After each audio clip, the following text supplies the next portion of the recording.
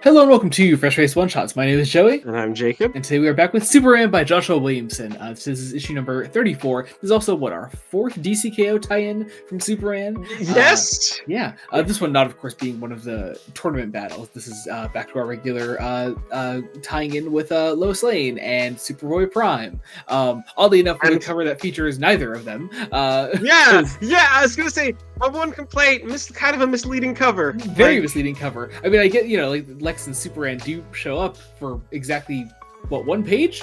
I think it's one page. Yeah, it's one page they show up for, and that's it. Very strange. It feels like cover. it's contractually obligated. This feels contractually obligated.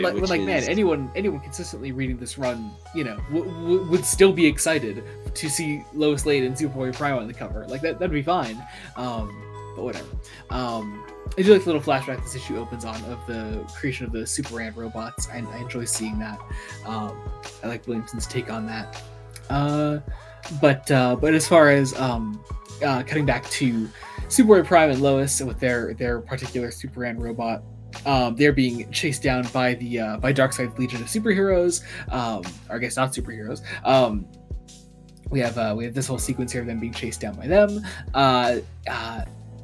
Interesting to see this version. A lot of this is a big old chase and action scene, which is good. Mm-hmm. I do love this scene in the fortress where you're seeing Saturn Girl with Saturn Girl and Superman's monument to his past. I do find that really interesting. Mainly because for Saturn Girl herself, there's this fascinating Darkseid has convinced her of this lie that Clark doesn't care, and it's like, oh, it's so clear that he does. Clark Kent is a man who cares almost too much. And... he cares to a fault. But no, I do really like that scene where like you can see the cracks in Darkseid's indoctrination of her, and that's really nice to see. As mentioned, we do get a little scene of Superman and Lex, and of course Diana and Joker, which is sure, they're here too, but we all know the end result of this tournament is going to be Superman versus Lex. They actually comment on it in the scene, it just makes sense. But it's very much it feels like, oh shit, we screwed up by making this a 5-issue miniseries publishing over 5 months, and we've got to actually get to that, because it doesn't feel like we're waiting, but it does feel like well, we have to keep everyone on the outside of the tournament on the outside of the tournament, and everyone on the inside of the tournament on the inside of the tournament. And of course, one thing that Williamson doesn't really nail with this, though, of course, is that he still finds a way to make these tie-ins feel significant. We're still learning things about the main event, even though we're not following directly the main event, and he makes it feel like you're investing your time in these tie-ins is actually worth it. And of course, it's worth it for us because we've been loving this run for 3 years straight now. It's been great. But still, it's similarly also to how Lois and Superboy Prime showed up in the Lex versus Etrigan issue. This is just kind of a version of that, but reversed, obviously. Also, there's an appearance of the Royal Flush Gang not long after, which I find really interesting.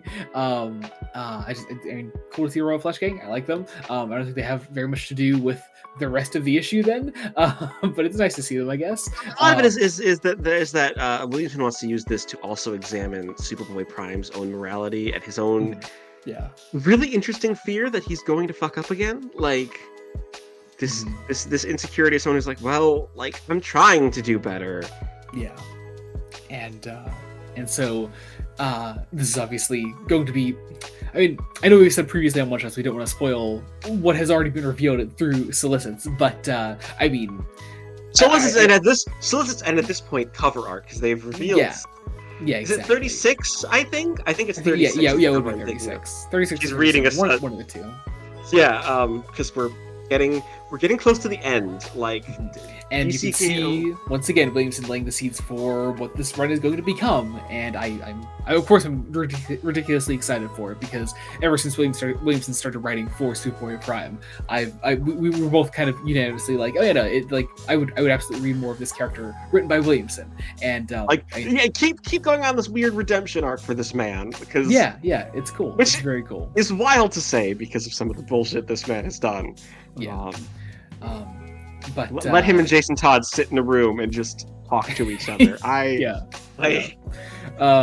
But we do eventually find Time Trapper. We find / Doomsday. We recap Booster Gold / Darkseid, sort of like revolting against him and going off to where the actual tournament is happening. So Time Trapper is left here. Lois and Superboy Prime find him. It's also specifically, again, it's this idea that Time Trapper didn't see Booster's betrayal coming. Yeah. So which is really interesting. I do like. Further indicating that time is changing based on everything that like Time Trapper has been trying to manipulate for almost 2 years of this run at this point. I think. I think only about a year. I don't think a year. I don't know. Yeah, I think more has only been on for about a year. I'm pretty sure. Has it? Well, maybe here's the thing. Time has been a bit of a weird suit for me, so like it feels longer than it is. That's understandable. Yeah, I think it's only been about a year. But the issue does end with Saturn Girl and the rest of the Legion arriving. Superboy Prime being the one to come in and seemingly power up somehow. I do really like the final line of the "I'm done holding back." Well, the idea is that he's done holding back. It's fucking prime time, baby, as he says at the end, which is great. But yeah, that is the end of the issue, and one that I'm very excited to see. I think we only have one more issue as far as the Superman tie-ins go for DCKO. I think it's only the one more, and then it's time for because the big shift in the book that is a coming. Because next month will be DCKO 4, and number 5 will be March for the finale, and based on the release schedule, there's only one more Superman in between those.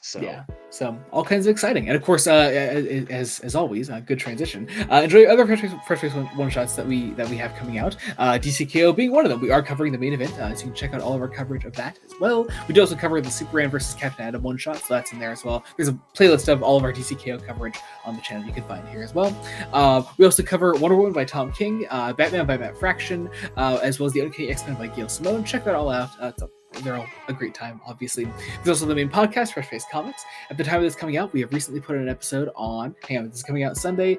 We recently put an episode on the death of Captain America. It is our longest episode ever of Fresh Face Comics. But also tomorrow we do have a bonus episode coming out that we do with our friend Marcus, talking about Batman 66, the TV show, the movies, all the tie-in stuff to it. It was a great time. So check that out when that's out. Otherwise, our socials are down below. You can follow us wherever you want to follow us. There's also the Patreon, patreon.com/Blood Donut Studios. You get all kinds of fun things there, like early Star Trek reviews, as well as Star Trek commentaries, Fresh Face extras, as well as bad movie commentaries. We have for January we did The Room, and for February coming up here we are doing Crash. It is going to be a miserable time, I'm sure, but check it all out there, either at the Lieutenant or the Commander tier. If you're not in any of that, there's a general support tier as well. It's only $1 a month. It gets your name down the description of every video we put out. People are seeing your name down there, see you're a cool person, and they want to be a cool person too, and they'll join the Patreon. That's how it goes. Otherwise, I think that about does it. Subscribe to the channel, Blood Donuts G's. Any support is greatly appreciated. Until next time, this has been Joey Morgan. Jacob Licklider. Goodbye. Goodbye.